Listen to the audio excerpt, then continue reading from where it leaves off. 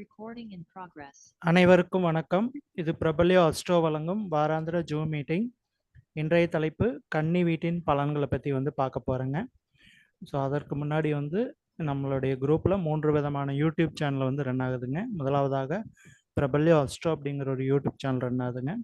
ரெண்டாவதாக ஸ்ரீ வாரி ஜோதிடம் அஸ்ட்ராலஜி அப்படிங்கிற ஒரு யூடியூப் சேனல் ரன் ஆகுதுங்க. மூன்றாவதாக ஸ்ரீ ரங்கா அஸ்ட்ராலஜி அப்படின்னு 3 விதமான யூடியூப் சேனல் ரன் ஆகிட்டு இருக்குதுங்க. இந்த சேனலெல்லாம் சப்ஸ்கிரைப் பண்ணாதவங்க சப்ஸ்கிரைப் பண்ணிக்கோங்க. நம்மளோட இன்றைக்கி முதலாவதாக பேசுறதுக்கு ஈரோட்டை சேர்ந்த அனுஷம் நாகராஜன் ஐயா வந்திருக்காங்க. இன்றைக்கி திரு அனுஷம் நாகராஜன் ஐயா, ஸ்ரீராம் ஐயா, பொன்னேஸ்வரி மேடம் இவங்களுக்கெல்லாம் குரு பூர்ணிமா நல்வாழ்த்துக்கள் உங்களுக்கெல்லாம் தெரிவிச்சுக்கிறேங்க. முதலாவதாக நம்மளோட பேசுறதுக்கு ஈரோட்டை சேர்ந்த திரு அனுஷம் நாகராஜன் ஐயா அவர்களை அன்புடன் அழைக்கிறோம். சார் வாங்க. வணக்கம் சார். அதுக்கு முன்னாடி மன்னிக்கணும் சார். அதுக்கு முன்னாடி என்னோட வாழ்த்துக்கள், குரு பூர்ணிமா வாழ்த்துக்கள் நாரா சாருக்கும் திராம் சார் அவர்களுக்கும் பொன்னேஸ்வரி மேடத்துக்கும் இதையும் கணிந்த ஒரு வாழ்த்துக்கள் நாங்கள் குரு குழுவின் சார்பாக கொள்கிறோம். நீங்க வாழ்த்து எங்களை வளர வைக்கணும் சார். நீங்க தொடரலாம் சார். நன்றி. அனைவருக்கும் குரு பூர்ணிமா நல்வாழ்த்துக்கள். ஆத்தாலே எங்கள் அபிராம வள்ளியை, அண்டமெல்லாம் பூத்தாலே மாதுளம்பூ நிறத்தாலே புவி அடங்க காத்தாலே, அங்குச வாசா குசமும் கரும்பு வில்லும் சேர்த்தாலே, முக்கண்ணியை தொழுவார்க்கு ஒரு தீங்கில்லையே. அனைத்து ஜோதிட குருமார்களுக்கும் ஜாம்பவான்களுக்கும் அனைவருக்கும் குரு பூர்ணிமா நல்வாழ்த்துக்களோடு இந்த வாரம் ஜோதிட ஜூம் மீட்டிங் தலைப்பு கன்னி ராசி கன்னி வீட்டினுடைய பலாபலன்கள். அதை பத்தி தான் பேச போறோம். காலபுருஷ தத்துவத்துல இது 6வது வீடு. 6ஆம் வீடு அப்படின்னாவே நம்மள கடன், நோய், வழக்கு எல்லாமே சொல்லக்கூடியதுதான். எந்த வீட்டுக்கும் இல்லாத ஒரு பெரிய சிறப்பு என்னன்னாக்கா, ஒவ்வொரு கிரகமும் தன்னுடைய வீட்டில் ஆட்சி மட்டுமே ஆகும்.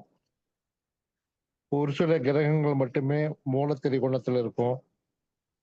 ஆனா இந்த கன்னி வீட்டுல மட்டும்தான் புதன் ஆட்சி, உச்சம், மூலத்திரி குணம் எல்லாமே கன்னி வீட்டுலதான் புதன் அடையுது.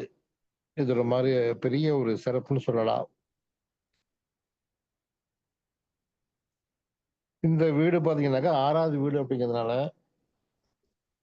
6 அப்படின்னாவே கடன், நோய் இதெல்லாத்தையும் சொல்லக்கூடியது. அதே சமயத்துல ஒரு மனிதனுடைய வாழ்க்கைக்கு ரொம்ப அத்தியாவசியமானது தொழில், அடிமை தொழில், அரசு உத்தியோகம். இதுக்குமே நம்ம 6ஆம் வீட்டை வச்சுதான் நாம சொல்ல போறோம். அதனால 6ஆம் வீட்டிற்கு நிறைய சிறப்புகள் கண்டிப்பா உண்டு. திடீர் அதிர்ஷ்டம், லாட்டரி, புதையல், இது எல்லாமே இந்த 6ஆம் வீட்டை வச்சு நாம கண்டிப்பா சொல்லலாம். இந்த 6ஆம் வீட்டுல பார்த்தோம்னாக்கா உத்திர நட்சத்திரம் 2, 3, 4 பாதம், அஸ்தம் 4 பாதங்களும், சித்திரை 1, 2 பாதங்களும் இருக்கிறது. உத்தரம் சூரியனுடைய நட்சத்திரங்கிறதுனால இது பெரும்பாலும் இந்த ராசிக்காரங்க கௌரவம், மதிப்பு, மரியாதையை விட்டு கொடுக்க மாட்டாங்க. அது உத்தரத்துல பிறந்தவங்க பாத்தீங்கன்னா ரொம்ப கண்ணியமா இருப்பாங்க. ஆன்மீகத்துல ரொம்ப சிறந்த விளங்குவாங்க. இதை விட சமையல் கலையில் நல்ல சிறப்பா சமையல் பண்ணுவாங்க. நல்ல சிறப்பா சூப்பரா ருசியா சமையல் செய்யக்கூடியவங்களா இருப்பாங்க. யாரையும் ஏமாத்தணுங்கிற எண்ணம் இந்த உத்தர நட்சத்திரக்காரங்களுக்கு இருக்கவே இருக்காது.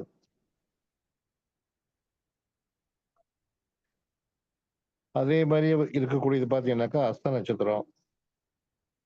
இந்த அஸ்த நட்சத்திரத்துக்கு நிறைய குணாதிசயங்கள் இருக்குது இந்த ராசியில. இதுல பாத்தீங்கன்னாக்கா அஸ்தத்துல ஒரு சில கிரகங்கள் குரு மாதிரி ஒரு சில கிரகங்கள் இருக்கக்கூடாதுன்னு சொல்லலாம். குரு சாபம் பெற்ற நட்சத்திரம்னு சொல்றது. பெரும்பாலும் இந்த நட்சத்திரத்துல பிறந்தவங்க அல்லது இந்த ராசியில் இருக்கிறவங்க வட்டி தொழில் செய்வாங்க. ஒண்ணு வட்டிக்கு வாங்குவாங்க, இல்லைன்னா வட்டிக்கு கொடுப்பாங்க. அது மட்டுமல்ல, தான் முன்னேறணும் அப்படின்னாக்கா இவங்க யாரையும் எதிர்க்கவும் தயங்க மாட்டாங்க. ஒரு பார்ட்னரா இருந்தாலும் சரி, ஒரு முதலாளியா இருந்தாலும், ஆசிரியரா இருந்தாலும், குருநாதரா இருந்தாலும் அவங்களையே வந்து அமுக்கி விட்டு, அவங்களுக்கு சொல்லப்போனா துரோகம் செய்து விட்டு முன்னேறுவதற்கு தயங்காத ஒரு ராசி கன்னி ராசியில் இருக்கக்கூடிய அஸ்த நட்சத்திரம்.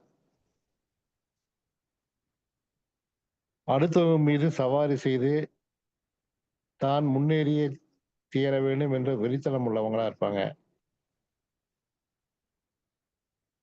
பெரும்பாலும் இந்த ராசிக்காரங்க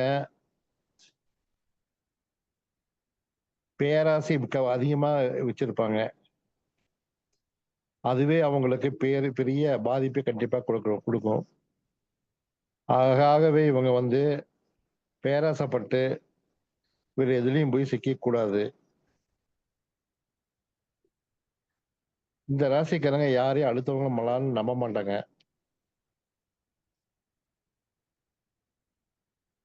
இவங்க பெரும்பாலும் பாத்தீங்கன்னாக்கா வசதியான வாழ்க்கை தான் வாழ்வாங்க. எப்படியும் இடம், சொத்து, வீடு, வாசல் நிறைய சம்பாதிச்சிருவாங்க. இந்த கன்னி ராசியில பாத்தீங்கன்னாக்கா சித்திரை நட்சத்திரம் இருக்கிறதுனால தைரியசாலி, போல்டானவங்களா இருப்பாங்க. யாருக்கும் எதற்கும் பயப்பட மாட்டாங்க. துணிஞ்சு எந்த வேலையானாலும் துணிஞ்சு செய்வாங்க. கடின உழைப்பாளியாக இருப்பார்கள்.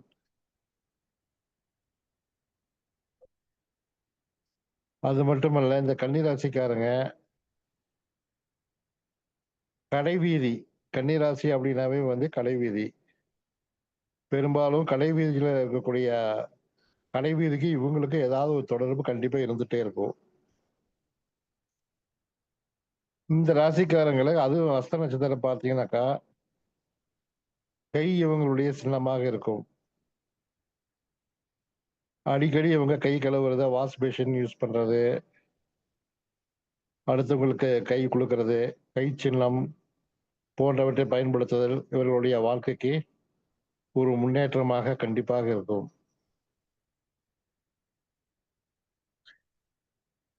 அது மட்டுமல்ல, இந்த சித்திரை நட்சத்திரம் பார்த்தீங்கன்னாக்கா ஆரம்பத்துல தாய் தந்தையருக்கு கண்டிப்பாக ஒரு பிரச்சனையை கண்டிப்பா கொடுக்கும். அதற்கு பிறகுதான் கொஞ்சம் கொஞ்சமா படிப்படியா முன்னேறுவாங்க.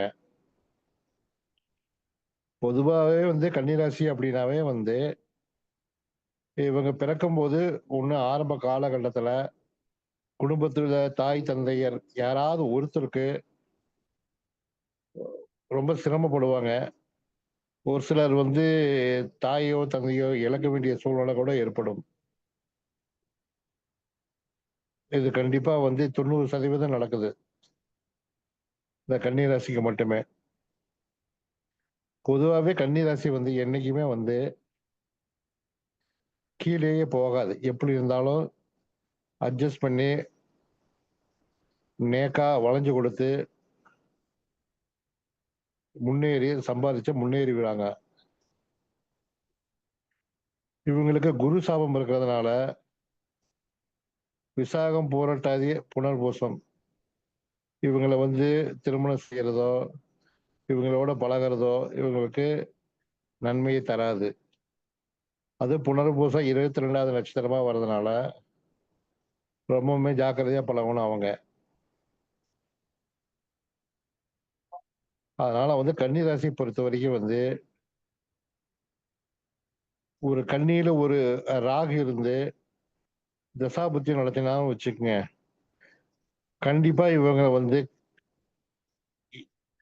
இவங்களுடைய முன்னேற்றத்தை அளவிடவே முடியாத அளவுக்கு நல்ல முன்னேற்றம் கண்டிப்பா கிடைக்கும்.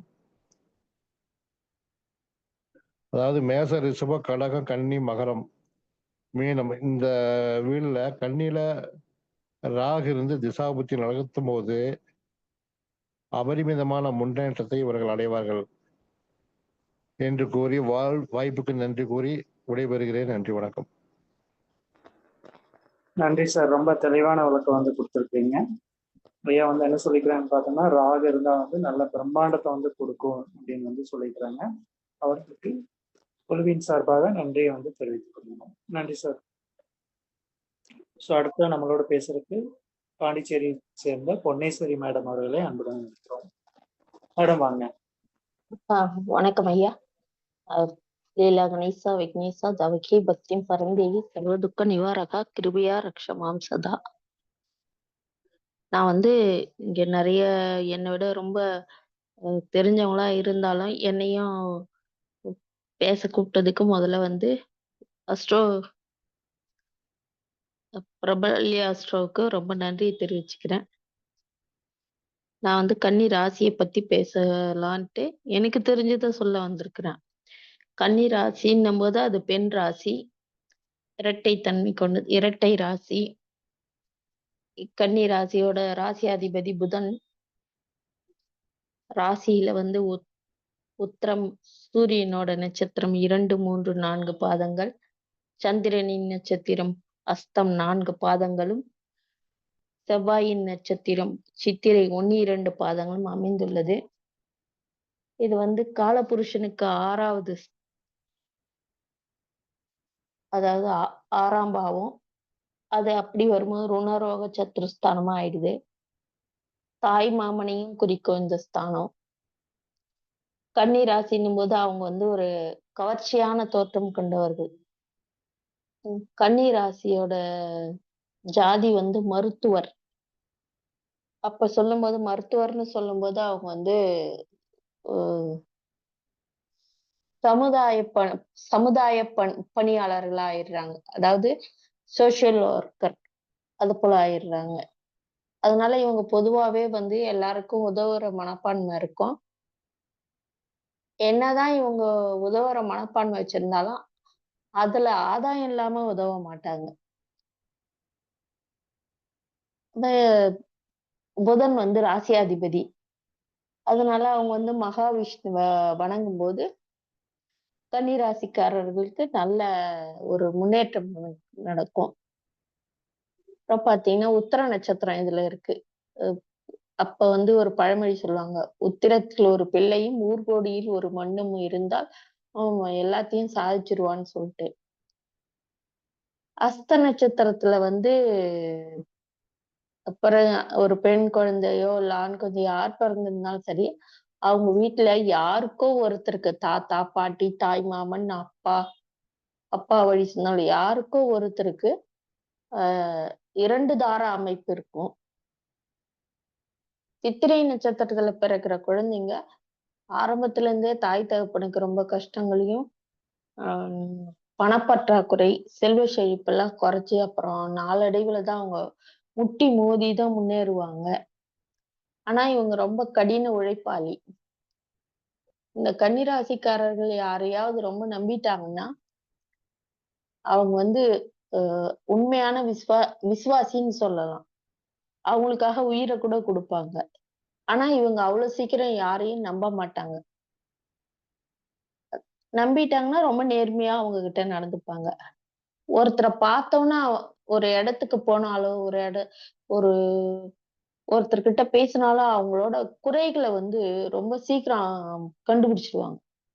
அதை கண்டுபிடிக்கிறதோட இல்லாம நேரடியாவே அதுக்கு அவங்க வந்து அதாவது ஸ்ட்ரெயிட் ஃபார்வர்டுன்னு சொல்லுவாங்களா, அது போல முன்னாடியே மூஞ்சிக்கு முன்னாடியே பின்னாடி பேசாம இவங்க வந்து அத வந்து இது குறை இருக்கு இவ்வளோ அப்படின்னு சொல்லிடுவாங்க நேரடியாவே. அதனால இவங்களுக்கு வந்து நிறைய பகைவர்களும் உருவாகுவாங்க. அதாவது கண்ணுக்கு தெரியாத எதிரிகள் இருப்பாங்க.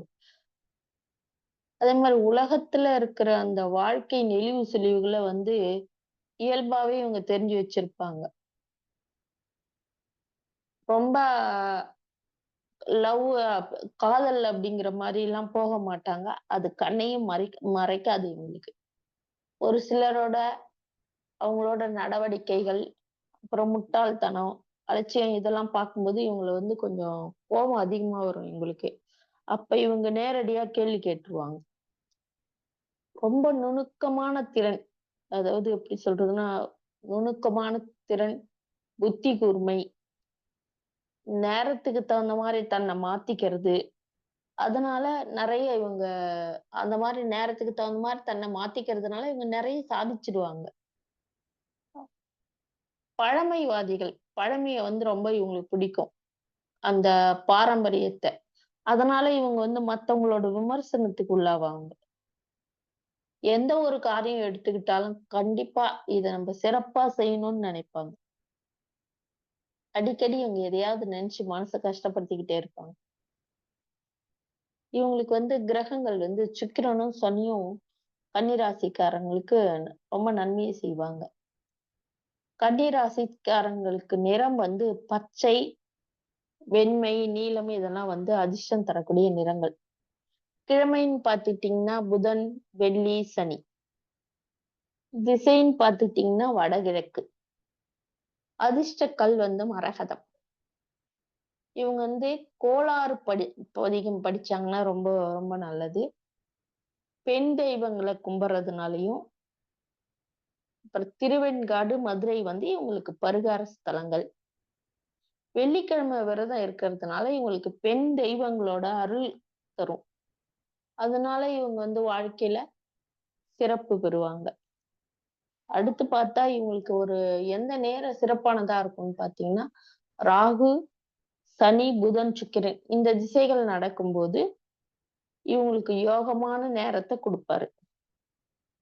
இவங்க வந்து கன்னி ராசிக்காரங்க பொதுவா வந்து ஒரு விஷயத்த ஒரு குழந்தைங்கள கவனிச்சுக்கிறதா இருக்கட்டும், இல்ல இது என் வீடு நான் பார்த்துக்கிறேன், இல்ல ஒரு ஆபீஸ்ல போய் நிர்வகிக்கட்டும், மேனேஜ்மென்ட் எதுவா இருந்தாலும் இவங்க வந்து கடமை தவறாம இருக்கணும்னு நினைப்பாங்க. அதே மாரி ஒருத்தர பார்த்தோனே இவங்க கிட்ட நம்ம நம்ம அவங்களே அறிமுகப்படுத்திக்கிட்டு, அவங்கள பத்தின விஷயங்கள வந்து இவங்க பேசியே தெரிஞ்சுப்பாங்க. சரி இது தப்பு தானே! நம்ம ஏன் சும்மா விட்டுட்டு வரணும்லாம் நினைக்க மாட்டாங்க. யாராவது செய்ற தப்ப பார்த்துட்டாங்கன்னா, உடனே கேள்வி கேட்டு வந்துருவாங்க. வேலை அப்படிங்கும்போது பார்த்தீங்கன்னா, இவங்களுக்கு பணம் குறைவாவே இருந்தா கூட, இவங்களுக்கு பிடிச்ச வேலைய தான் செய்வாங்க. பணம் அதிகமா வருதே! அதனால எந்த வேலைக்கு வேணாலும் போலாம். அப்படின்லாம் யோசிக்க மாட்டாங்க. அப்படி இல்ல யார்கிட்டயும் நம்மளால வேலை செய்ய முடியாதுன்னு நினைக்கிறவங்க நெறைய பேர் இவங்க சொந்த தொழில் தான் வேலை செய்வாங்க. இவங்க பிறக்கும்போது ஆரம்ப காலத்துல வீடு, வாகனம், வசதிகள் இல்லைனாலும், வாழ்க்கையோட பிற்பகுதியில அதாவது மத்திய வயதுல அனைத்து செல்வ வளங்கள் அவங்களுக்கு தேவையான அனைத்தையும் அ அதாவது கடுமையா உழைச்சாவது அது எல்லாத்தையும் இது பண்ணிடுவாங்க. அதிகப்படியான ஞாபக சக்தி கொண்டவர்கள். அதே மாரி அவங்களுக்கு கொஞ்சம் நமக்கு எல்லாம் தெரியும் அப்படிங்கிற ஒரு எண்ணம் இருக்கும்.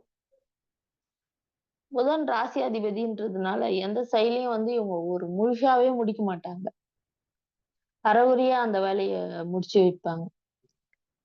ஆன்மீகம்னு பார்த்தீங்கன்னா, இவங்கள மாரி சாமி கும்பிட முடியாது. இவங்களே ஒரு சில காலகட்டங்கள்ல, ஆ சாமி கும்பிட்டு தான் ஆகணுமா? சாமி என்ன குடுப்பார்? அப்படின்னு கேள்வி கேட்கிறவங்களாவும் இருப்பாங்க. இவங்க வந்து என்ன நெனைக்கிறாங்களோ அத தான் செய்வாங்க. இவங்களுக்கு பொதுவா வந்து சூப்பர்வைசிங், மேனேஜ்மென்ட் அந்த மாரி தொழில் செஞ்சா, அ இவங்க இவங்க செய்றதும் சிறப்பா செய்வாங்க. அதே மாரி இவங்க அத நிர்வகிக்கக்கூடிய திறமை வாய்ந்தவங்க. நல்ல உணவு பிரியர். உணவு பிரியர்ங்கிறதுனால இவங்க நல்லாவும் சமைப்பாங்க ருசியா.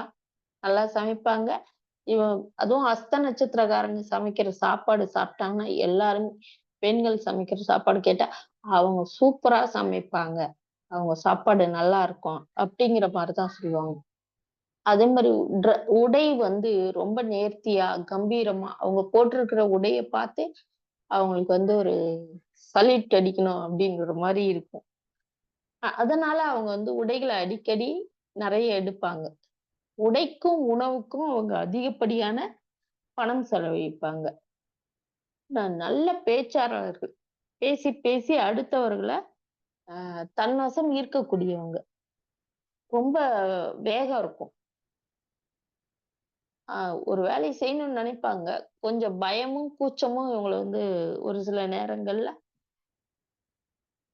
கெடுத்து விட்டுரும். இருந்தாலும் அவங்க அத வந்து கொஞ்சம் முதல் முறை கொஞ்சம் முட்டி மோதி கண்டுபிடிச்சு எப்படியாவது ஜெயிச்சுருவாங்க. இவங்க அதிகமா எல்லார்கிட்டயும் பேசுறதுனால, இவங்க வந்து என்னடா இவங்க எப்ப பாரு ரொம்ப பேசிட்டே இருக்காங்க. அப்படிங்கிற மாரி யோசிப்பாங்க. எல்லாரும் ஆப்போசிட்ல இருக்கவங்க. இன்னொரு விஷயம் என்னன்னா, இவங்க ரொம்ப சிந்தித்து, யோசிச்சு எல்லா வேலையும் செய்வாங்க. ஒரு போட்டி வந்துருச்சு. எல்லாரும் கலந்துக்கிறாங்க அப்படின்னா, அதுல நல்லா இறங்கி வேலை செஞ்சு நம்ம தான் ஜெயிக்கணும் அப்படிங்கிற மாரி நினைக்கக்கூடியவங்க. அதாவது ரொம்ப எதார்த்தமானவங்க. ஏமாற மாட்டாங்க. ஏமாத்தவும் மாட்டாங்க. ஆ ரொம்ப போல்டா தன் தன் வாழ்க்கை, தன் குடும்பம் நம்ம முன்னேறணும். அதே நேரத்துல அவங்க உலக அனுபவம் இல்லனாலும் இருக்கிற மாரி காமிச்சுக்குவாங்க. எனக்கு தெரிஞ்சதெல்லாம் சொல்லிட்டேங்கய்யா. நன்றி, வணக்கம். ஐயா, ஐயா. நன்றி நன்றி, வணக்கங்க. அருமையான விளக்கம் சரிங்க. கொடுத்தீங்க. எனக்கு மிகவும் தெளிவான விளக்கம் கொடுத்தீங்க. ரொம்ப ஆஹ் நன்றிங்க. இதே போல நீங்க என்ன தொடர்ந்து இதே மாதிரி உங்க பங்களிப்பு நிறைய கொடுக்கணும்னு நாங்க வேண்டி விரும்பி கேட்டுக்கிறோம். மிக்க நன்றி. சரிங்கய்யா. சரிங்க. நன்றிங்க. நன்றி.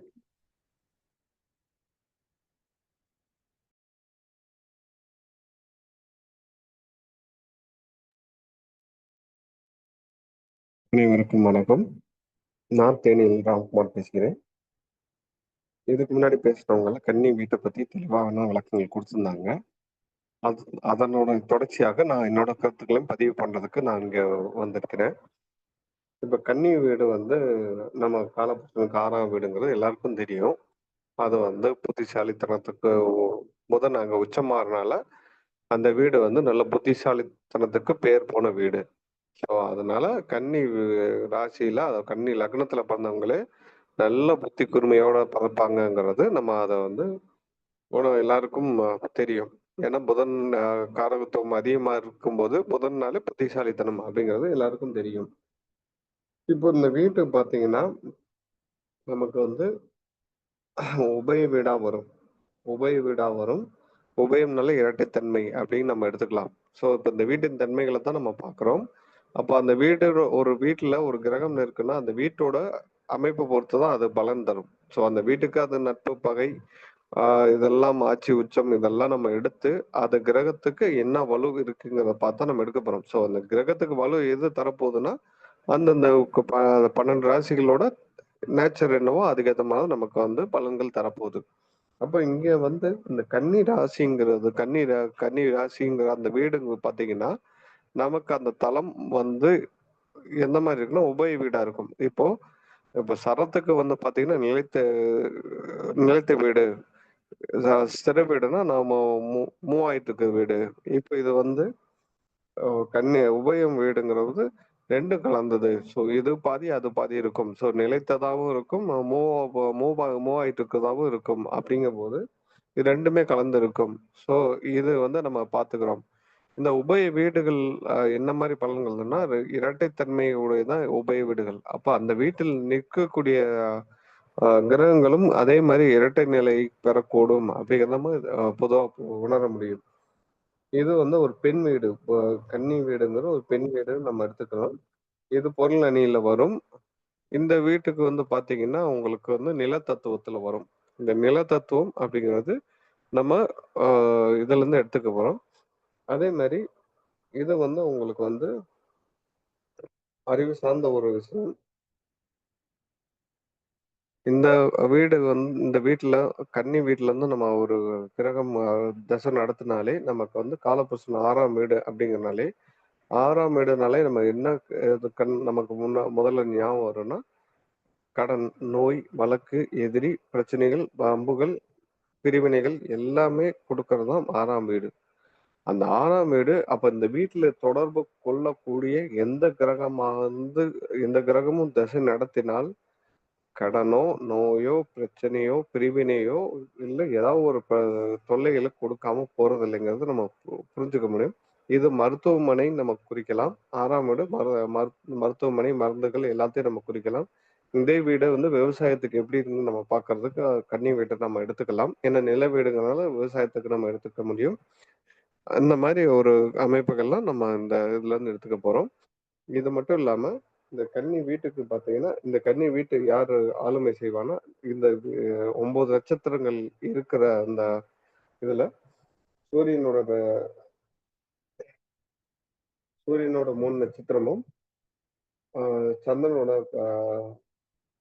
சூரியனோட உத்தரம் 3 நட்சத்திரமும் 2, 3, 4 பாதங்களும், அஸ்தம் 1ல இருந்து 4 பாதமும், 3, 4 பாதங்களும், சித்திரை 1, 2 பாதங்களும் இருக்கும். அப்போ மத்திய நட்சத்திரம் இந்த மத்திய புள்ளியா வரும்போது 9 நட்சத்திரம் 5ஆம் நட்சத்திரம் வர நட்சத்திரம் எதுவும் பாத்தீங்கன்னா அஸ்தம். அந்த அஸ்தமோட 5ஆம் நட்சத்திரம் தான் உங்களுக்கு வந்து அதை அந்த வீட்டையே ஆளுமை செய்யுது. அப்ப அந்த சந்திரன் தான் இந்த வீட்டுக்கு ஆளுமை செய்யும். அப்போ அந்த ஆளுமைங்கிற போது இந்த வீட்டுக்கு வந்து நம்ம புதன் ஓனர் நம்ம எடுத்துக்கிட்டாலும் இயக்கம் அந்த இயக்கம் அப்படிங்கிறது அந்த நடுவுல எல்லா ராசிக்கும் மேசத்துக்கு தவிர மற்ற எல்லா ராசிக்கும் மத்தி புள்ளியில இருக்கிற அந்த நட்சத்திர அதிபதி ஏதோ அந்த அதிபதி தான் அந்த வீட்டை இயக்குவாங்க அப்படின்னு நம்ம புரிஞ்சுக்கணும். அப்போ இங்க வந்து பாத்தீங்கன்னா நமக்கு வந்து அந்த இது சந்திரனோட டபுள் மைண்ட், அந்த சலனத்தன்மை, பிரயாணத்தை விரும்புறது, இதெல்லாம் நம்ம இதுல இருந்து எடுத்துக்க முடியும். இது மட்டும் இல்லாம நமக்கு வந்து பாத்தீங்கன்னா இந்த இந்த வீட்டோட அமைப்புப்படி பாத்தீங்கன்னா ஒவ்வொரு கிரகங்கள் இருந்தா என்ன மாதிரி பலன்கள் நம்ம இங்க புரிஞ்சுக்க முடியும்.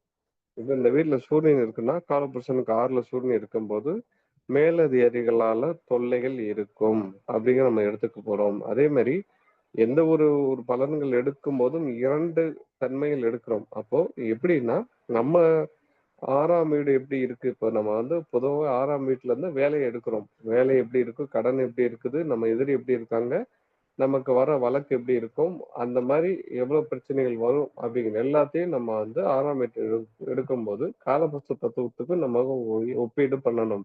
அப்போ முதல் நிலையா நம்ம லக்னத்துக்கு 6ஆம் இடம் எப்படி இருக்குன்னு பார்த்துட்டு 2ஆம் நிலையா நம்ம வந்து காலபுருஷ தத்துவத்துக்கு 6ஆம் வீடு எந்த மாதிரி இருக்குது, பாதிப்படைஞ்சிருக்கா இல்ல நல்லா வலுவா இருக்கான்னு பார்த்துதான் நமக்கு எந்த மாதிரி பலன்கள் வரும் அப்படிங்கறத நமக்கு ஒரு முடிவுக்கு வர முடியும். அப்படிங்கிற அமைப்புல இப்ப கன்னி வீட்டுக்கு சூரியன் தொடர்பு கொள்றாருங்கும் போது சூரியன் லக்னத்துக்கோ கலபுருஷனுக்கோ 6, 8, 12 மறையக்கூடாது அப்படிங்கிற அடிப்படையில சூரியன் 6ல இருக்குங்கிற பட்சத்துல நமக்கு வந்து மேலதிகால தொல்லைகள் ஏற்படும், வாடகை வருமானம் உண்டு.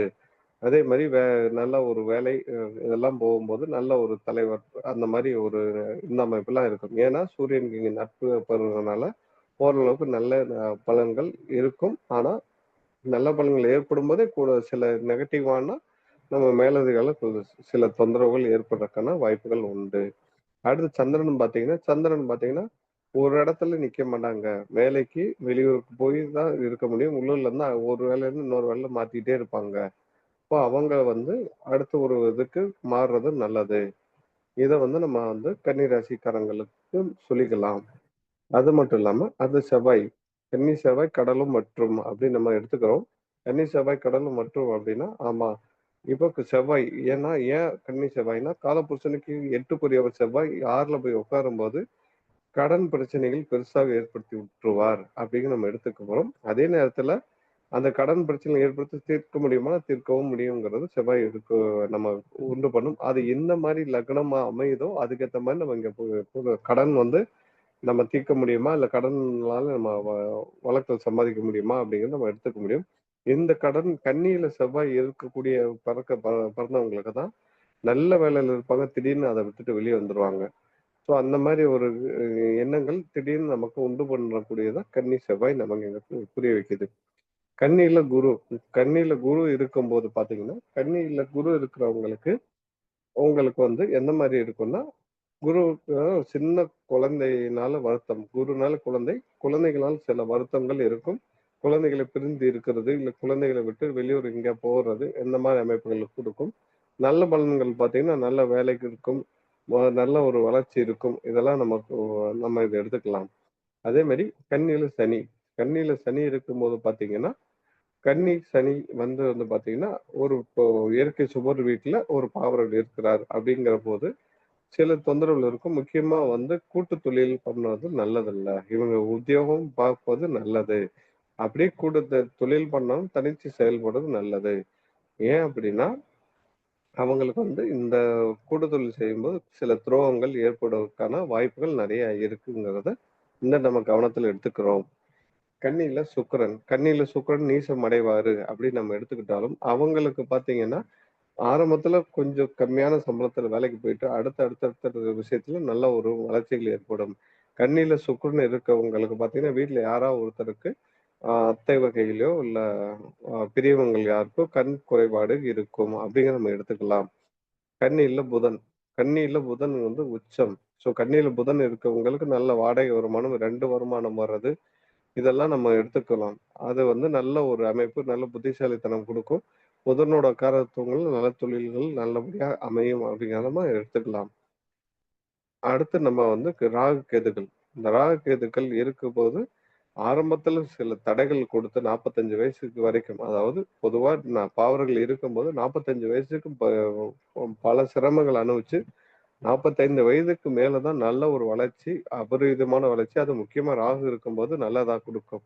அப்போ ராகு நிக்கக்கூடிய ஸ்தானங்கள்ல ஆமேடா கன்னி அப்படிங்குவாங்க. அப்போ மேசம், ரிஷபம், கடகம், கன்னி, மகரத்துல இருக்கிற ராகு நல்ல பலன்களே தரும் அப்படிங்கிற அமைப்புல கன்னியில இருக்கிற ராகு அந்த 45 வயசுக்கு மேல நல்ல ஒரு வளர்ச்சியை கொடுக்கும் நம்ம எடுத்துக்கலாம். கன்னியில கேது வந்து உங்களுக்கு ஒரு ஞானத்தை கொடுக்கும் அப்படிங்கிறத நம்ம என்ன புதன் ஒரு புத்திசாலித்தன வீட்டுல கேது இருக்கும்போது அந்த புதன் இங்க இருக்கும்போது ஒரு வேலையை செஞ்சுட்டு பாதியில இருந்து பாதி விட்டுட்டு போகக்கூடிய அமைப்பு ஏன்னா என்ன எதுலயும் ஒரு முழுமை அடையாததுதான் முழுமை அடைய விடாம இன்னொன்னுல தவறுதான் புதனோட வேலை.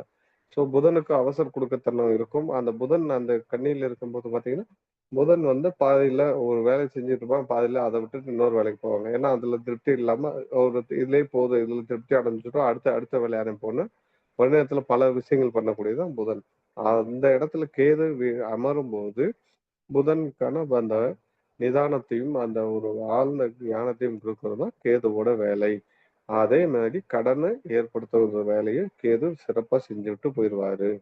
இப்போ ராகுவோ கேதுவோ இருக்கும்போது அந்த வீட்டின் கடன்களை நல்லா ஏற்படுத்துவாங்க. இது வந்து பொதுவா இந்த கிரகங்களுக்கு பொதுவான ஒரு பலனா சொல்லணும்னா சுபர்கள் இருக்கும்போது நல்ல கடன், நல்ல வேலை, நல்ல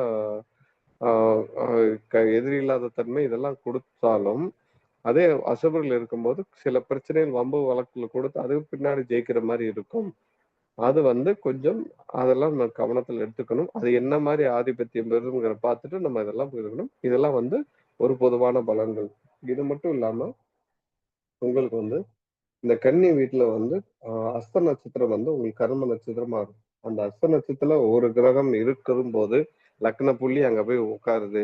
இல்லை ஏதாவது ஒரு 9 கிரகங்களை ஏதாவது ஒரு கிரகம் அதாவது அஸ்த நட்சத்திரத்தோட தொடர்பு இல்லைன்னா நம்ம பண்ணக்கூடிய ஒரே ஒரு தீர்வு என்னன்னா நம்ம சோமேஸ்வரர் கும்பகோணம் பக்கத்துல பேருந்து நிலையம் பக்கத்துல சோமேஸ்வரர் கோயில் இருக்கும்.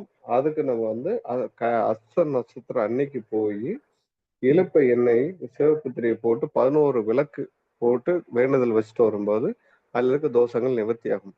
அஸ்த நட்சத்திரத்தில் எந்தாவது ஒரு கிரகம் நின்று விட்டாலே அந்த ஜாதகர் யாருடைய பேச்சும் கேட்க மாட்டார். ஜாதகர் தனக்கு என்ன தோணுதோ அதை மட்டுமே செய்வார். அதுதான் அந்த அஸ்த நட்சத்திரத்துக்கான ஒரு கர்மம். அந்த கர்மம் யார் பேச்சு கேட்காதனால பல இழப்புகளை ஏற்படுத்துவதற்கான அமைப்புகள் அங்கு விதிக்கப்பட்டிருக்கு. அந்த கர்ம நட்சத்திரம் அந்த வேலையை செய்ய விடாமல் இருப்பதற்கு இந்த பரிகாரம் செய்வது சிறப்பு என்று சொல்லி என்னோட உரையை இத்துடன் முடிக்கிறேன். வாய்ப்பு கொடுத்த அனைவருக்கும் மிக்க நன்றி. மீண்டும் அடுத்த ஒரு புதிய தலைப்பில் அடுத்த வாரம் சந்திப்போம். இதுவரைக்கும் ஆதரவு கொடுத்த அனைவருக்கும் மிக்க நன்றி. நன்றி. மீண்டும் வருக.